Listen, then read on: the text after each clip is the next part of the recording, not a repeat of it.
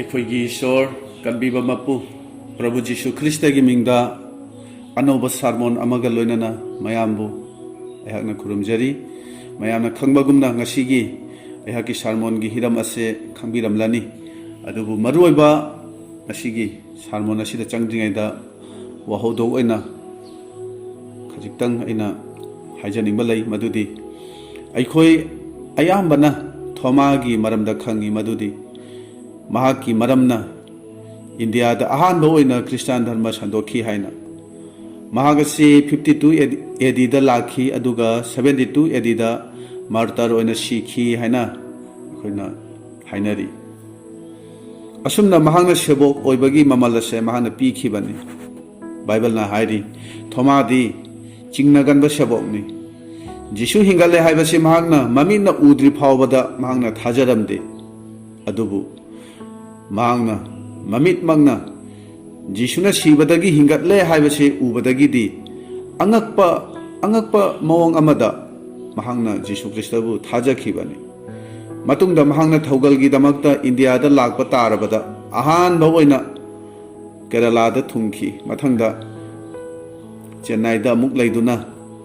ꯑꯉꯛꯄ ꯃꯑꯣꯡꯗ ꯊꯋꯥꯏꯅ ꯂꯣꯏꯅꯗꯨꯅ ꯖꯤꯁꯨꯒꯤ ꯁꯥꯈꯤ ꯄꯤꯊꯣꯛꯇꯨꯅ ꯃꯍꯥꯛꯅ ꯊꯧꯒꯜ ꯑꯁꯤ ꯇꯧꯈꯤ ꯍꯥꯏꯕ ꯑꯩꯈꯣꯏꯅ ꯈꯪꯉꯤ꯫ ꯑꯗꯨꯒ ꯃꯐꯝ ꯑꯁꯤꯗ ꯃꯥꯕꯨ ꯌꯦꯛꯅꯕꯁꯤꯡꯅ ꯃꯍꯥꯛꯅ ꯄ꯭ꯔꯥꯔꯊꯅꯥ ꯇꯧꯔꯤꯉꯩꯗ ꯇꯥꯅ ꯊꯤꯟꯗꯨꯅ ꯍꯥꯠꯈꯤ ꯍꯥꯏꯕꯁꯦ ꯑꯩꯈꯣꯏꯅ ꯑꯁꯨꯝꯅ ꯈꯪꯅꯕ ꯂꯩꯔꯤꯕꯅꯤ꯫ ꯑꯩꯈꯣꯏꯒꯤ ꯈ꯭ꯔꯤꯁꯇꯥꯟꯒꯤ ꯍꯤꯁꯇ꯭ꯔꯤꯗ ꯑꯩꯈꯣꯏꯅ ꯀꯥꯎꯊꯣꯛꯄ ꯌꯥꯝꯅ ꯃꯔꯨꯑꯣꯏꯕ ꯋꯥꯐꯝ ꯑꯃ ꯂꯩꯔꯤ, ꯃꯗꯨꯗꯤ ꯀꯔꯤꯅꯣ ꯍꯥꯏꯅ ꯍꯥꯏꯔꯒꯗꯤ ꯉꯁꯤ ꯑꯩꯅ ꯑꯃꯁꯨꯡ ꯑꯩꯒꯤ ꯏꯃꯨꯡ ꯃꯅꯨꯡꯅ ꯖꯤꯁꯨꯕꯨ ꯊꯥꯖꯔꯤꯕ, ꯏꯁꯣꯔꯒꯤ ꯋꯥꯍꯩ ꯇꯥꯕ ꯐꯪꯖꯔꯤꯕ, ꯑꯔꯥꯟ ꯈꯨꯕꯝ ꯐꯪꯂꯤꯕ ꯑꯁꯤꯒꯤꯗꯃꯛꯇ ꯃꯤꯑꯣꯏ ꯀꯌꯥꯅ ꯃꯁꯤꯒꯤꯗꯃꯛꯇ ꯋꯥꯖꯈꯤꯕꯅꯤ꯫ ꯑꯩꯒꯤꯗꯃꯛꯇ ꯃꯊ꯭ꯋꯥꯏ ꯊꯥꯕꯤꯈꯤ꯫ ꯃꯈꯣꯏꯅ ꯏꯀꯥꯏꯕ ꯈꯪꯗꯅ ꯑꯀꯤꯕ ꯌꯥꯎꯗꯅ ꯁꯦꯕꯣꯛ ꯑꯣꯏꯕꯒꯤ ꯃꯃꯜ ꯄꯤꯈꯤ ꯍꯥꯏꯕꯁꯦ ꯃꯁꯤ ꯑꯩꯈꯣꯏꯅ ꯀꯥꯎꯊꯣꯛꯂꯤ꯫ ꯖꯤꯁꯨ ꯈ꯭ꯔꯤꯁꯇ ꯃꯁꯥꯃꯛꯅ ꯑꯩꯈꯣꯏꯒꯤꯗꯃꯛ ꯑꯍꯥꯟꯕ ꯑꯣꯏꯅ ꯃꯃꯜ ꯄꯤꯈꯤꯕꯅꯤ꯫ ꯃꯊꯪꯗ ꯃꯥꯒꯤ ꯁꯦꯕꯣꯛꯁꯤꯡꯁꯨ ꯑꯃꯁꯨꯡ ꯃꯥꯕꯨ ꯊꯥꯖꯕꯁꯤꯡꯅꯁꯨ ꯃꯃꯜ ꯑꯁꯦ ꯄꯤꯈꯤꯕꯅꯤ꯫ ꯃꯗꯨꯒꯤ ꯃꯅꯨꯡꯗ ꯊꯣꯃꯥꯁꯨ ꯑꯃꯅꯤ꯫ ꯑꯐꯕ ꯋꯥꯄꯥꯎ ꯁꯟꯗꯣꯛꯄꯒꯤꯗꯃꯛ ꯃꯍꯥꯛꯅ ꯃꯃꯜ ꯄꯤꯈꯤꯕꯅꯤ꯫ ꯑꯗꯨꯒ ꯃꯥꯒꯤ ꯃꯔꯝꯅ, ꯍꯥꯏꯕꯗꯤ ꯊꯣꯃꯥꯒꯤ ꯃꯔꯝꯅ ꯏꯟꯗꯤꯌꯥꯅ ꯖꯤꯁꯨꯕꯨ ꯃꯁꯛ ꯈꯪꯖꯕꯅꯤ ꯍꯥꯏꯕꯁꯦ ꯑꯩꯈꯣই ꯃꯁꯤ ꯅꯤꯡꯁꯤꯡꯕ ꯐꯩ꯫ ꯑꯗꯨꯅ ꯉꯁꯤꯒꯤ ꯅꯨꯃꯤꯠ ꯑꯁꯤꯗ ꯁꯦꯕꯣꯛ ꯑꯣꯏꯕꯒꯤ ꯃꯃꯜ ꯄꯤꯕ ꯃꯁꯤꯒꯤ ꯃꯇꯥꯡꯗ ꯑꯩꯈꯣꯏ ꯈꯪꯃꯤꯟꯅꯅꯕ ꯍꯣꯠꯅꯁꯤ꯫ ꯇꯥꯏꯕꯪꯄꯥꯟꯅ ꯌꯦꯡꯕꯗ ꯈ꯭ꯔꯤꯁꯇꯥꯟ ꯑꯣꯏꯕꯁꯦ ꯌꯥꯝꯅ ꯅꯨꯡꯉꯥꯏꯕ, ꯌꯥꯝꯅ ꯂꯥꯏꯕꯒꯨꯝꯅ ꯎꯔꯤ꯫ ꯇꯁꯦꯡꯕꯗꯤ ꯈ꯭ꯔꯤꯁꯇꯥꯟ ꯑꯣꯏꯕꯁꯦ ꯑꯔꯥꯏꯕ ꯑꯃꯗꯤ ꯅꯠꯇꯦ꯫ ꯖꯤꯁꯨꯒꯤ ꯁꯦꯕꯣꯛ ꯑꯣꯏꯕ ꯄꯥꯝꯂꯕꯗꯤ ꯑꯩꯈꯣꯏ ꯁꯦꯕꯣꯛ ꯑꯣꯏꯕꯒꯤ ꯃꯃꯜ ꯄꯤꯕ ꯇꯥꯏ꯫ ꯖꯤꯁꯨꯒꯤ ꯁꯦꯕꯣꯛ ꯈꯨꯗꯤꯡꯃꯛꯅ ꯃꯊ꯭ꯋꯥꯏ ꯊꯥꯔꯒ ꯁꯦꯕꯣꯛ ꯑꯣꯏꯕꯒꯤ ꯃꯃꯜ ꯑꯣꯏꯅ ꯄꯤꯈꯤꯕꯅꯤ꯫ ꯍꯥꯏꯔꯤꯕ ꯃꯃꯜ ꯑꯁꯦ ꯄꯤꯗꯅ ꯀꯅꯥ ꯑꯃꯠꯇꯅ ꯖꯤꯁꯨꯒꯤ ꯁꯦꯕꯣꯛ ꯑꯣꯏꯕ ꯌꯥꯔꯣꯏ꯫ ꯅꯪ ꯑꯩꯅ ꯌꯥꯝꯅ ꯑꯔꯥꯏꯕ ꯃꯑꯣꯡ ꯑꯃꯗ ꯈ꯭ꯔꯤꯁꯇꯥꯟ ꯑꯁꯦ ꯑꯩꯈꯣꯏꯅ ꯈ꯭ꯔꯤꯁꯇꯥꯟ ꯑꯁꯦ ꯑꯣꯏꯔꯛꯈꯤꯕꯅꯤ ꯃꯁꯤ ꯍꯥꯏꯕ ꯌꯥꯏ꯫ ꯌꯥꯝꯅ ꯀꯣꯝꯅ ꯍꯔꯥꯎꯅ ꯑꯩꯈꯣꯏꯅ ꯈ꯭ꯔꯤꯁꯇꯥꯟ ꯑꯁꯤꯗ ꯆꯪꯉꯛꯇꯨꯅ ꯖꯤꯁꯨ ꯈ꯭ꯔꯤꯁꯇꯕꯨ ꯊꯥꯖꯈꯤꯕ ꯑꯩꯈꯣꯏ ꯑꯣꯏꯔꯝꯕ ꯌꯥꯏ꯫ ꯑꯗꯨꯕꯨ ꯅꯪꯅ ꯑꯩꯈꯣꯏꯅ ꯈ꯭ꯔꯤꯁꯇꯥꯟ ꯑꯣꯏꯔꯤꯕ ꯑꯁꯤꯒꯤ, ꯖꯤꯁꯨꯕꯨ ꯊꯥꯖꯔꯤꯕ ꯑꯁꯤꯒꯤ ꯃꯃꯜ ꯑꯁꯦ ꯄꯤꯗ꯭ꯔꯤꯕ ꯃꯈꯩꯗꯤ ꯖꯤꯁꯨꯒꯤ ꯑꯁꯦꯡꯕ ꯑꯐꯕ ꯁꯦꯕꯣꯛ ꯑꯃ ꯑꯣꯏꯕ ꯌꯥꯔꯣꯏ꯫ ꯑꯗꯨꯅ ꯉꯁꯤ ꯍꯥꯏꯗꯣꯛꯆꯒꯗꯕ ꯏꯁꯣꯔꯒꯤ ꯋꯥꯍꯩ ꯑꯁꯤꯅ ꯑꯩꯈꯣꯏꯒꯤ ꯊꯋꯥꯏꯒꯤ ꯄꯨꯟꯁꯤꯗ ꯄꯥꯡꯒꯜ ꯍꯥꯞꯄꯤꯒꯅꯤ ꯍꯥꯏꯅ ꯑꯩꯅ ꯏꯁꯣꯔꯗ ꯊꯥꯖꯕꯅꯤ꯫ ꯑꯗꯨꯒ ꯁꯦꯕꯣꯛ ꯑꯣꯏꯕꯒꯤ ꯃꯃꯜ ꯑꯁꯤꯁꯨ ꯀꯔꯤꯅꯣ ꯍꯥꯏꯕꯁꯤ ꯁꯣꯏꯗꯅ ꯈꯪꯒꯅꯤ ꯍꯥꯏꯅ ꯑꯩꯅ ꯊꯥꯖꯕ ꯊꯝꯕꯅꯤ꯫ ꯁꯦꯕꯣꯛ ꯑꯣꯏꯕ ꯍꯥꯏꯕꯁꯦ ꯑꯍꯥꯟꯕ ꯑꯣꯏꯅ ꯏꯁꯥꯅ ꯏꯁꯥꯕꯨ ꯌꯥꯖꯗꯕ ꯑꯁꯤꯗꯒꯤ ꯍꯧꯒꯗꯕꯅꯤ ꯍꯥꯏꯅ ꯕꯥꯏꯕꯜꯅ ꯍꯥꯏꯔꯤ꯫ ꯑꯗꯨꯅ ꯏꯁꯥꯅ ꯏꯁꯥꯕꯨ ꯌꯥꯖꯗꯕ ꯍꯥꯏꯕꯁꯤ ꯀꯔꯤꯅꯣ? ꯃꯁꯤꯒꯤ ꯃꯇꯥꯡ ꯑꯁꯤꯗꯒꯤ ꯑꯩꯈꯣই ꯌꯦꯡꯃꯤꯟꯅꯕ ꯍꯧꯁꯤ꯫ ꯑꯍꯥꯟꯕꯗ ꯂꯨꯛ 13 ꯄꯗ 63, 63 ꯑꯃꯁꯨꯡ 63 ꯏꯁꯣꯔꯒꯤ ꯋꯥꯍꯩ ꯄꯥꯊꯣꯛꯀꯦ, ꯇꯥꯃꯤꯟꯅꯁꯤ꯫ Luke 13 pada 13 Kanagumba na ingonda laktuna mapa mama matu machasing machin manaw mache machan aduga hoy mahaki masamak pusu tukat chadrabadi mahak agi sebok oiba ngamde magi cross pudaba amasung itung indaba mahak aduna agi sebok oiba ngamde pada tarahureda maramasina adugumduna nakhoigi naraktagi magi laijaba pumnamak thadok taba kanagumba adu agi sebok oiba ngamde tamina krawai se isona bor pinabiba oisanu amen mayamna khangbagumna ngasi agi sermon gi hiramasi Sebok Oibagi Mamal Piba hain haibani Prathana tawjage Sargada laiba wang thoi sengthor bai pa ipa ibungo nahaki matik chaba sebok ama oiba ngamnabai damakta nahaki natung induna ibungo nahaki matik mangal nahaki sakhi oijaba ngamnabai damakta nacha na haidok chagadaba ibungo nahaki wahai singase ibungo nahaki thawai asengmana sokpi tagadoba khuding makta Paibungo nahagi thawai asengri pangal phangjaduna nahagi matik chaba sebok ama oiba ngamnanaba ibungo nahangna pangbiu haiduna Prabhu Jisu Kristagi ming sonduna nijaribani amen masida Jisuna haibasi ai amasung aigi status aigi reputation aigi ni haina lairiba imung manung mari mata pumnamak thaduk lamduna itung ilu haibati natte adubu ahanba mafam piriba aina piriba priority ado ishorda pigadabani ishorda thamgadabani haibani Jisuna su asumna hingki madudi mahakpu unanabagi damakta mama amasung machin manaw singna lakpada hai ishorgi watariba amasung illiba singado aigi ima ipa amasung aigi ichil inawni Jisuna ahanbada ishwar amasung magi thaugalladuda wakhal thambani aduna aikhoigi ahanbada thamliba pukning ahanba oina akhona khalliba wakhal ase aigi damak natana Jisugi damak oifam thogi haibase aina haijaningbani aduna aikhoi Jisugi mingchat ki damak hana khallibra natraga aigi ijat aigi mingchat soiba yade ai mingchat thiba yade haina akhona masida ahanba oina khallibra masida Jisugi amasung singlupki karigumba akhon ahanbada khanbasida mangjaba awaba nungaitaba ikaiba mayam ama akhona thengnagani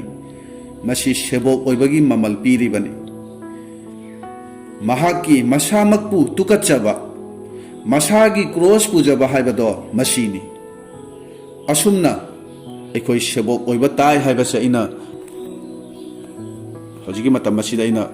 haijading bani Jisugi damak karigumba nahangna awaba khangdraba nasagi cross puduna Jisuga siminnaduna sacrifice oidrabadi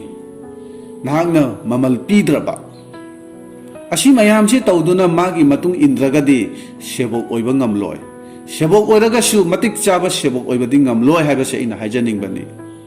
aduna Luke 13 gi 19 da hari nakhoigi laijaba pumnamak thadogu masida thadogu han haibasidi taimang panbagi oiba aigi condition aigi living status aigi reputation aigi nungda leiba kalakpa mihauba hakchangi oiba apamana chingbaching masi mayamse thadogu haibani masi thadokpa ngamnaba masi thadokpa ngamlaba matam aduda Jisugi sebok oiba ngamgani ana haibani masi ngamnabagi damak aikhoi mamal piba tai sebok kaya na masigi mamal ase pikhibani ming oina panba yabadi sadhu sundar singh mahangna magi oiba imung manung lanthum pumnamak thadokhi Mother Teresa nasu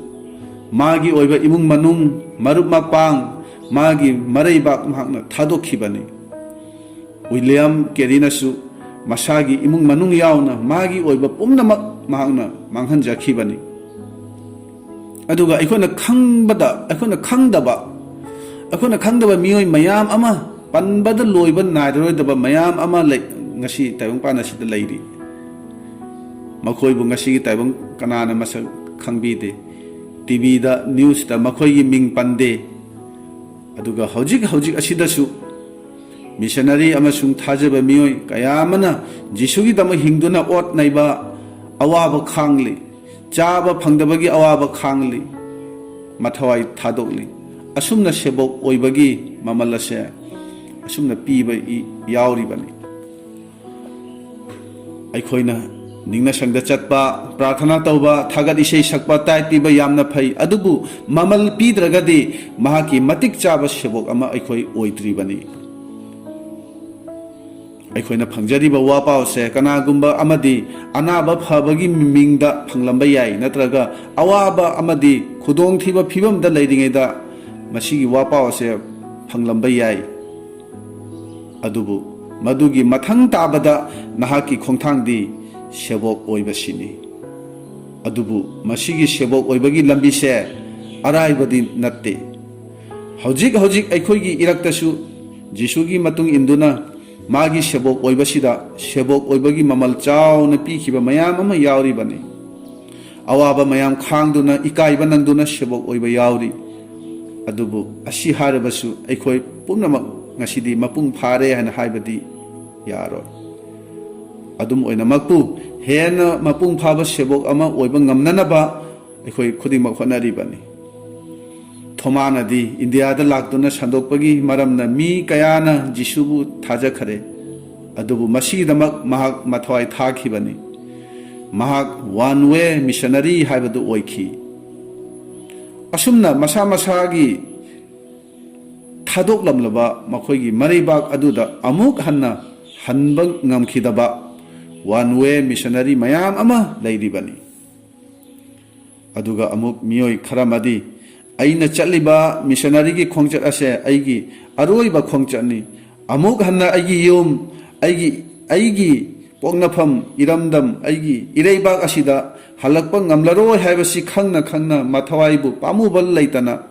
ꯖꯤꯁꯨꯒꯤꯗꯃꯛ sacrifice ꯇꯧꯗꯨꯅ ꯁꯦꯕꯣꯛ ꯑꯃ ꯑꯣꯏꯅ ꯃꯤꯁꯅꯔꯤ ꯑꯣꯏꯗꯨꯅ ꯖꯤꯁꯨꯒꯤ ꯃꯤꯡꯗ ꯆꯠꯈꯤꯕ ꯃꯤꯑꯣꯏ ꯀꯌꯥ ꯑꯃꯁꯨ ꯂꯩꯔꯤꯕꯅꯤ ꯃꯈꯣꯏ ꯑꯗꯣ ꯑꯩꯈꯣꯏꯅ ꯃꯁꯛ ꯈꯪꯗꯦ ꯅꯨꯡꯁꯤꯔꯕ ꯃꯔꯨꯞꯁꯤꯡ ꯃꯃꯜ ꯄꯤꯗꯕ ꯀꯅꯥꯅꯁꯨ ꯖꯤꯁꯨꯒꯤ ꯁꯦꯕꯣꯛ ꯑꯣꯏꯕꯗ ꯃꯇꯤꯛ ꯆꯥꯔꯣꯏ ꯃꯃꯜ ꯄꯤꯕꯁꯦ ꯃꯈꯜꯒꯤ ꯃꯃꯜ ꯑꯣꯏꯕ ꯌꯥꯏ ꯀꯅꯥꯒꯨꯝꯕ ꯑꯃꯗꯤ ꯖꯤꯁꯨꯒꯤꯗꯃꯛ ꯊꯕꯛꯇꯒꯤ ꯇꯥꯟꯊꯣꯔꯛꯄ ꯌꯥꯏ ꯌꯨꯝꯗꯒꯤ ꯇꯥꯟꯊꯣꯔꯛꯄ ꯌꯥꯏ ꯊꯤꯅ ꯇꯧꯕꯤꯕꯒꯤ ꯃꯊꯋꯥꯏ ꯃꯥꯡꯍꯟꯖꯕꯒꯤ ꯑꯣꯏꯕꯁꯨ ꯌꯥꯏ ꯊꯧꯒꯜꯗ ꯈꯨꯗꯣꯡꯆꯥꯗꯕ ꯀꯌꯥ ꯏꯀꯥꯏꯕ ꯑꯋꯥꯕ ꯀꯌꯥ ꯅꯪꯕꯁꯨ ꯌꯥꯏ ꯑꯁꯨꯝꯅ ꯃꯈꯜꯒꯤ ꯃꯃꯜ ꯄꯤꯗꯨꯅ ꯁꯦꯕꯣꯛ ꯑꯣꯏꯕ ꯇꯥꯏ ꯖꯤꯁꯨꯒꯤ ꯃꯇꯨꯡ ꯏꯟꯒꯦ ꯍꯥꯏꯅ ꯈꯜꯂꯒꯗꯤ ꯑꯁꯤꯒꯨꯝꯕꯒꯤ ꯄꯨꯛꯅꯤꯡ ꯋꯥꯈꯜ ꯑꯁꯦ ꯑꯩꯈꯣꯏꯗ ꯂꯩꯕ ꯇꯥꯕꯅꯤ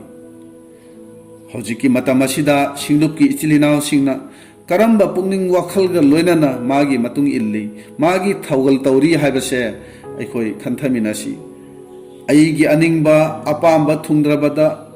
ꯄꯦꯟꯗꯕ ꯅꯨꯡꯉꯥꯏꯇꯕ ꯑꯩꯈꯣꯏ ꯐꯣꯡꯗꯣꯛꯂꯤꯕꯔꯥ ꯅꯠꯇ꯭ꯔꯒ ꯁꯤꯡꯂꯨꯞꯇ ꯑꯩꯅ ꯉꯝꯅ ꯄꯥꯜꯂꯒ ꯍꯔꯥꯎꯕ ꯉꯝꯗ꯭ꯔꯒꯅ ꯁꯤꯡꯂꯨꯞꯇ ꯇꯤꯟꯅꯕ ꯌꯥꯗꯕ ꯑꯗꯨꯒꯨꯝꯕ ꯃꯤ ꯑꯗꯣ ꯅꯍꯥꯛ ꯑꯣꯏꯔꯤꯕ꯭ꯔꯥ ꯖꯤꯁꯨꯒꯤ ꯃꯤꯡꯗ ꯏꯁꯥꯅ ꯏꯁꯥꯕꯨ ꯇꯨꯀꯠꯆꯕ ꯑꯃꯗꯤ ꯏꯁꯥꯒꯤ ꯀ꯭ꯔꯣꯁ ꯄꯨꯕꯒ ꯂꯣꯏꯅꯅ ꯃꯥꯒꯤ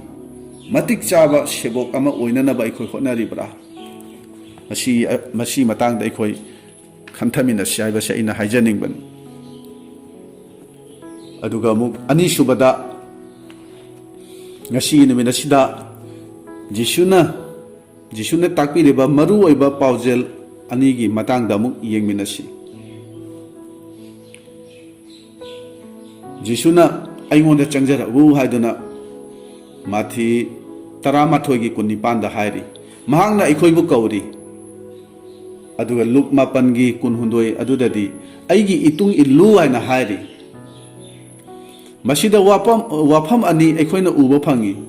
ꯃꯁꯤ ꯇꯣꯉꯥꯟꯕ ꯋꯥꯄꯥꯎ ꯇꯣꯉꯥꯟꯕ ꯃꯤꯁꯤꯡꯒꯤꯗꯃꯛꯇꯅꯤ ꯑꯍꯥꯟꯕꯒꯤ ꯋꯥꯐꯝ ꯑꯩꯉꯣꯟꯗ ꯆꯪꯖꯔꯛꯎ ꯍꯥꯏꯅ ꯍꯥꯏꯕꯁꯤꯗꯤ ꯄꯥꯞ ꯀꯣꯛꯄꯤꯕ ꯐꯪꯗ꯭ꯔꯤꯕ ꯑꯔꯥꯟ ꯈꯨꯕꯝ ꯐꯪꯗ꯭ꯔꯤꯕꯁꯤꯡꯒꯤꯅꯤ ꯑꯗꯨꯒ ꯑꯅꯤꯁꯨꯕꯒꯤ ꯑꯩꯒꯤ ꯏꯇꯨꯡ ꯏꯜꯂꯨ ꯍꯥꯏꯅ ꯍꯥꯏꯕꯁꯤꯗꯤ ꯑꯔꯥꯟ ꯈꯨꯕꯝ ꯐꯪꯗ꯭ꯔꯤꯕꯁꯤꯡꯗ ꯅꯠꯇꯦ ꯑꯗꯨꯕꯨ ꯖꯤꯁꯨꯒꯤ ꯃꯅꯥꯛꯇ ꯆꯪꯖꯗꯨꯅ ꯑꯔꯥꯟ ꯈꯨꯕꯝ ꯐꯪꯈ꯭ꯔꯕꯁꯤꯡ ꯑꯗꯨꯗꯅꯤ aran khubam phangraba miyoising adudani itung illu haina haibase makhoida itung illu haina haibani itung illu haina haibadi aigi itau tamjau aigi punsi mahinga se tamjau aina chatpagumna nangsu chatlu aina khanbagumna aina oiriba asigumna aina tawriba thabak asigumna nangsu tawnanaba hotnau haina haibani adubu awabadi jisuna ngakpiba kokpiba anaba phanbiba harauba nungaiba ingthaba pambagi maramna miyam amana jisuda changjari magi manakta laki adubu matik chaba thajaba yaba ama oina magi matung inbadi mi khara khaktani aikoina khangi jisugi matung inge haragadi taibang panbagi apamba mayam ama aikoina thadok patai aigi apamba kaya aikoigi puningda leiramba yai madu mayamda aikoina thadok patai isana isabu tukatchaba yajadaba oiba tai jisugi matung inbase araiba amadi natte mamal piduna aikoi inba tai mamal piba pamdaba mina magi matung inba ngamloi haibase aikoi khangminasi aduna aikoina karigumba thajabada sontharaba wakhal hantharaba awaba thengnabadagi thajaba hantharabadi ibriyagi pandup taramathoy ase masi akoi pasi haibase ina silinau singda ina hajaningbani masida yauriba phawraba sakhi mayam asina nang aigi thajabase kankhallakani haibase ina thajaba thami masina aikoigi punsida yamna kanagani haiba aina thajabani maramdi ibriya pandup taramathoy asida yauriba bible gi maming chatpa phawraba thajaba singa si wari ase masida mayek sengna iraga aikoina masi aikoina parade aikoina khangani aikoina jisuda changjarabadi magi matung inbase aikoigi tawdaba yadraba aikoigi ithaudangni bible na hairi jisuda changjabada pap kokchai adubu jisugi matung inge haina khallagadi isagi apamba aduda tukachaba amasung yajadaba oibatai aduna Philippians chapter 3 verse 7 amasung 8 ase akhoi yengsi masida kari haibano Philippians chapter 3 verse 7 ga 8 kade isorgi wahi taminasi adum oina makpu aingonda tongjaba makhai ado Krista gi maram gi damak amangba oina ina singthana re hoi awoiba makni aduga aigi Prabhu Krista Jisubu khangbadu thoi henbagi maramna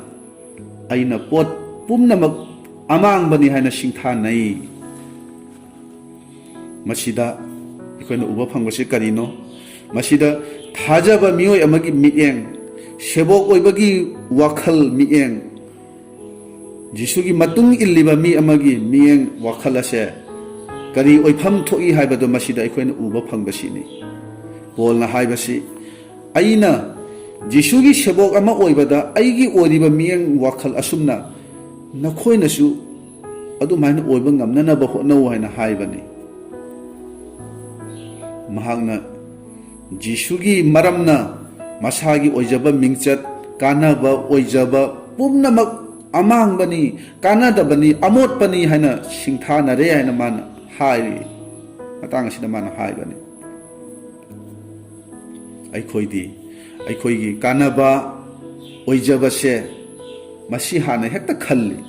hiram khudingda kanabase hana khalli bani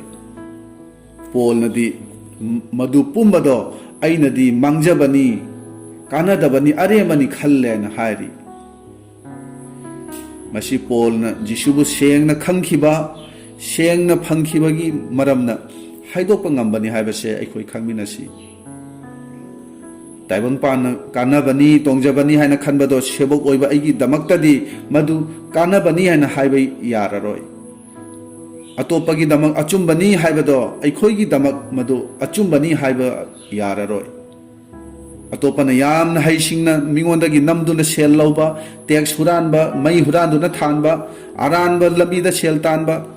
madu makhoi damak aphaba oiramba yai khudam oina juar sanabada sel phangba yu yonduna sel tanba huran bagi corruption gi lambi da sel tanbana chingba se ishor gi bor ne haina makhoina khalli ishor na thaujan bire haina khalli pap ki thabak ado aphabani asingbani haina makhoina khalli masi singa se thajaba ikhoi gi damak tadi aphaba dharma chenba natte taibang pan na tawba ngambani madi matik leibani asingbani aduga masi gi thabak se kanabani aphabani han hariba sing mayam ase thajaba ikhoi gi damak tadi mangjaba ngaktani kanadabani haibase polna yamna sengna matang asida mahana takpi bani taibang pan gi mafam tongan tongan bada leiriba mioi singna chinjak oina lin hangoi uchi sekpi na chingba chari madu makhoi gi damak hainaba ahauba makhoi gi machinjak oiba yai adubu chadaba singi damak tadi madu aphaba oide madu pamde phatte na khalli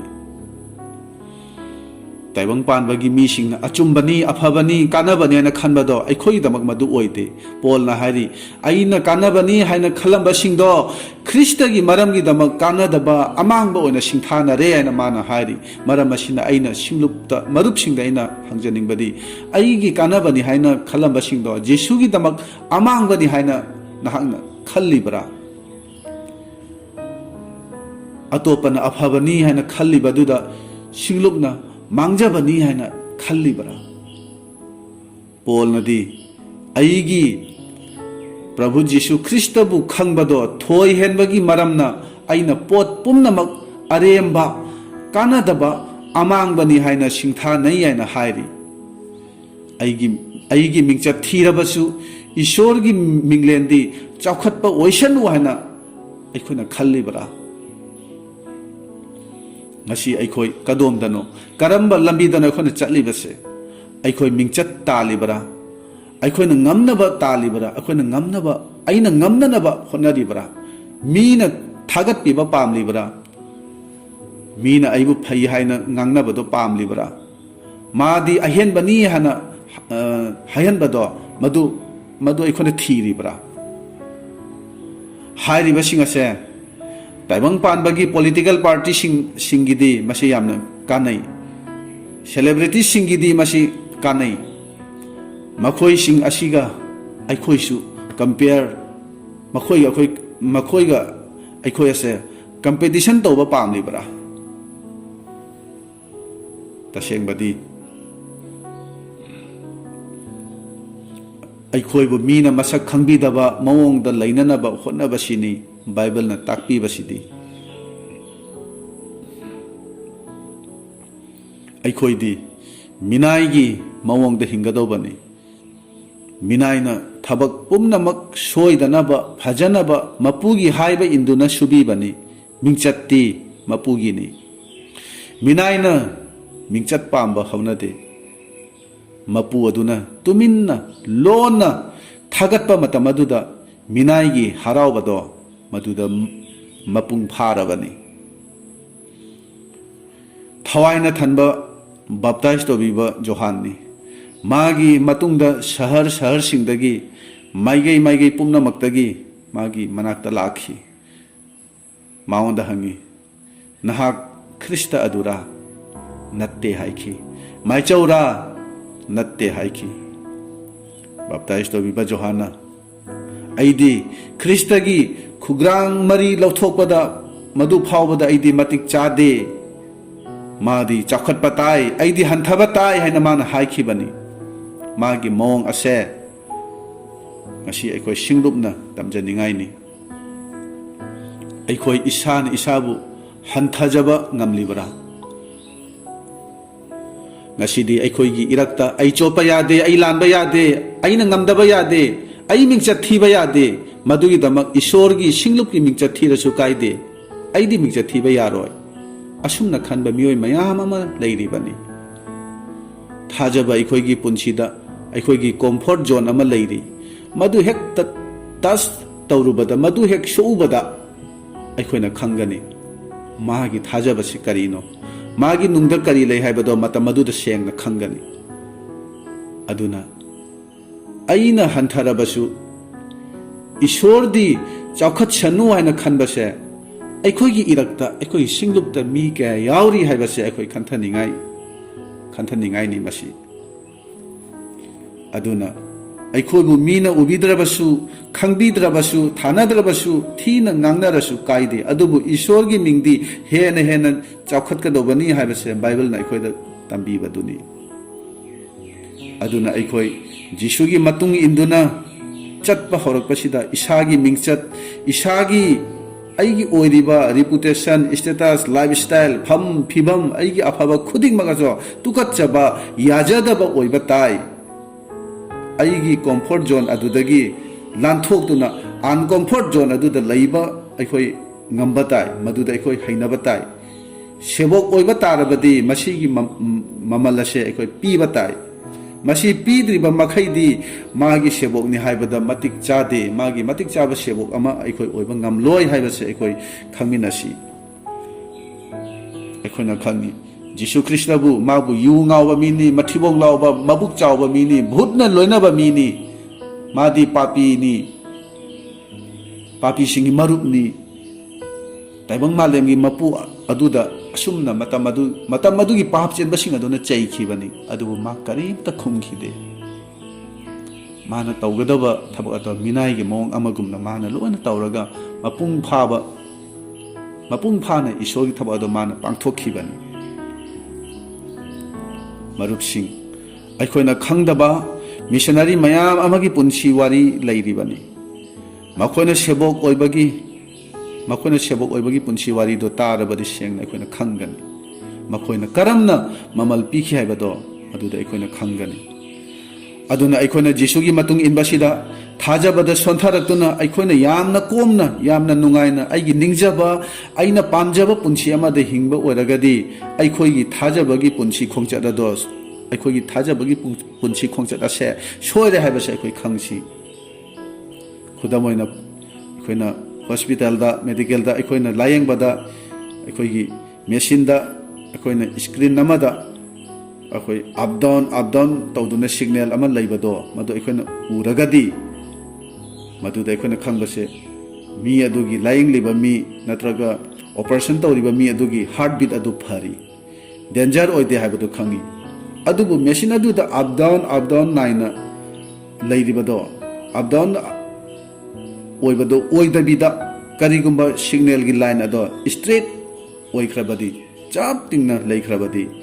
midu loire hana takbani heartbeat lekhre magi life ado finish oire hana haibani machine takbasidi christian punsida up down awaba nungai bagi ithak ipom mayam ama ikoi punsida lakani matam maduda su adugumba matam aduda isana isabu yajadaba tai taibang pan asibu aikoina tukatchaba tai maramdi taibang pan asidi hanna aikoi awaba khudong thiba nangani madu aikoda lakani awaba nangdana christian oiba yaroi mamal pidana kanana su afaba christian oiba yaroi cross pudana kanana su christian oiba yaroi masi soiba yadraba wafamni aduna aikhoigi christian punsida up down naibase aikoi masi nangpham thokpani karigumba straight line oikrabadi haibadi christian oibagi damak awaba khudong thiba nangdaduna yamna nungaina aina pamjaba lifestyle amada hinglabadi nahak yamna khudong thiningai oiba lambi amada chatlibani haibase aikoi khangba yare bible na haidi aikoi isana isabu yajadaba tai maduda yamna aikoi awabadi nangani mi atopanadi kanaba nungaiba mayam ama thiri aikoi nadi madu thidre minadi asi phai adu phai asi tawsillu adu tawsallu madu phai haina mayam ama hairi aikoi nadi aigi achamba punsi asina phare haina khalle asumna taibangpan asida hingba matamda awabadi mayam ama thengnagani adubu nahak Jisugi matung inliba matik chaba asengba sebok amadi soidana oigani akoina awaba ase akoi punsina mayokna duna thengna duna chatliba makhaidi aikoi Jisu Krista ki asengba sebok amadi oigani haibase masi aikoi khangminasi Bible na hairi awaba khangba ngamnabagi damak aikoida Jisuna thaujan bibani maramdi sebok oiba taradi mamal piba tabani aduga mamal piba matamda awaba nanglibado madugi awaba du khangba ngamnabagi damak isorna aikoida thaujal pibibani magi matik chaba sebok oinabagi damak masi isorgi thaujalni isorgi damak awaba khangba da matik chabani haina aibu khanbibase yamna harawningaini aduna Philippian amagi kunma panda hairi Krista da thaja nabata natana ibungogi maramda awa khang nabasu asi ibungogi damakta aikhoida thaujan bire masida haibasi Jisubu thajaba khakta natana awabasu khangmu haina haibani awaba khangbaga loinana aikhoi Jisugi sebok oiba tai aduga magi matung inba tai haina haibani Jisugi matungda inarakpa icham chamba midi yamna yami adubu aina matang asida hangjaningbadi adomsu Jisugi manakta lakliba thajaba amara natraga Jisugi matungda chatliba thajaba amara Jisunadi mi pumnamakpu aingonda changjara u haina kauri magi manakta lakraba singnadi ingthaba kokpiba aran khubam ado phangli adubu mathangi kaubiba adudi itung illu haina haibasini nang aina hojiki matamasida magi matung inbase tawdaba yadraba aikogi thaudangni magi matung illagadi sakhi piduna afaba wapa odo sandoklabani thomanasu magi mapunsi ado kathok chaduna matung inbagi maramna Indiana Jisubu masak khangjabani aikoina thawaibu kannabagi damak sarga leibaki damak wapau sandoknabagi damak mamal piba tai aduna taibangpan asidi aremba kanadabani khanduna awaba kaya khangduna Jisugi matung inba ngamnanaba aikoi thaurang tawduna leisi Kristan punsida awabadi mayam ama nangani adubu aina nangliba awaba aina piriba mamalase tasengnamakki Jisugi matung inbagira natraga mingkhaktagi ona Jisugi matung inba oiraga pungning wakhal thabak pumbana shaitan gi damak oibagi awaba nanglibra masi aina chilinau singda hangjaningbani tasengba mak Jisugi matung inbagi damak oiragadi aikhoi isorda harawba phongdoksi maramdi isorna aibu magi damak awaba khangba da matik chabani haina aibu khanbibase masi magi thaujalni isorgi thaujalni mase aikhoina mahakka manana awaba khanglagadi aikhoi mahakmak mangani haibase aikhoi ningsingminasi aikhoina mamalase piragadi awaba khangba tai Philippia ahumgi tarada hairi aina ibungogi hingatpagi panganbu amasung ibungogi sibada manarak chaduna ibungogi awa anang khangbagi saruk phangminnaba adubu khangnanabani aina hangjaningbadi matangsida polna hariba wafam asida ngasi singlupna asumna haijaribra haibasini aikhoi anaba phaba pamba chakhatpa pamba mayam adudagi khajiktang mapan lomda madudagi laithoraktuna Kristan gi asengba saktam ado aikhoi amuktang yengba tamsi polna hariba Jisu Krista gi awa anang khangbagi saruk ado phangminnaba pami haina ngasigi singlupna isorgi mini haina lairiba sing asina prarthana tawribra magi awaba khangkhibado aikhogi pukningda phawribra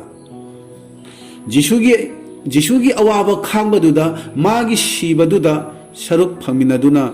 maga mananaba aikoi hotnaribra khangba ngamnabagi damak sebok oiduna matung inba ngamnabagi damak aikoi sorda aikoi haijasi awabadu yengbagi mahutta awaba mayam adugi marakta isorgi bordo aikoi thisi awaba mayam adugi marak aduda jisugi nungsibado uba phangnanaba aikoi hotnasi magi damak awaba khangnanaba aikoi bu thaujan bibani jisugi damak awaba khangjaba sing ase tasengna bor yamna phangba mi singni jisugi damak chaba phangdabagi awabagi ikaibagi mathawai thabagi miyot minai kaya kaya mayok nariba sing ado kaya ta yai phabano makhoi do thoidokna thaujan biraba mi singni makhoi do aikhoina phangkhraba mamal yamlaba wa pawase aikhoi amuk hanna atopada sandokna na bai khoi honasi aikhoina phangkhraba mangal ase atopa amambada leiriba singnasu mangal ase phangnanaba jisugi Crosski matik mangal amasu magi wahai ase puduna sandokna na bai khoi honasi adubu aikhoi mamal yamna piba tai mamal pira duna jisugi sebok oiba tai mamal pibada matik chaba mi ama oiba ngamnanaba aikhoi isorda haijasi isorna aikhoi mayambu bor pinabiba oirasanu amen.